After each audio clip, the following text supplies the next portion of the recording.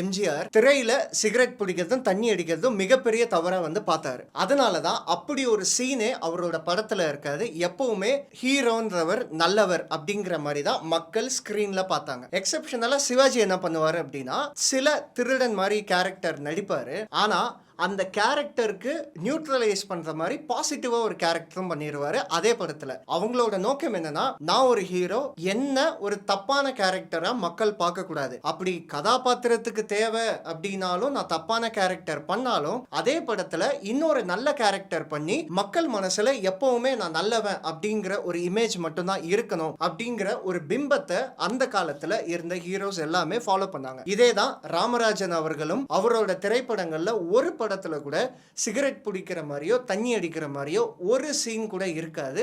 இத மக்கள் மனசுல ரொம்ப தெளிவா புகுத்துனாங்க அன்னைக்கு இருந்த ஹீரோஸ். ஆனா இந்த பேட்டர்ன் எப்போ சினிமால மாறுது அப்படின்னா, இங்க இருக்க டைரக்டர்ஸ் ஆக்டர்ஸ் எல்லாருமே வெளிநாட்டுல இருக்க படங்கள்லாம் பார்க்கும்போது டயலாக்கே இல்லாத ரொமான்ஸ் சீன் வேணுமா, 2 படம் பேர் சொல்ல, அங்க நிறைய விஷயங்களை பிரேக் பண்றாங்க. அதாவது ஒரு ஹீரோனா நல்லவனா மட்டும் இருக்கணும்னு அவசியம் இல்ல. அந்த ஹீரோ கெட்டதும் பண்ணலாம், ஆனா நல்லதுக்காக கெட்டது பண்ணலாம். ஹீரோ நல்ல ரவுடினா சோத்துக்கு என்ன பண்ணுவான்?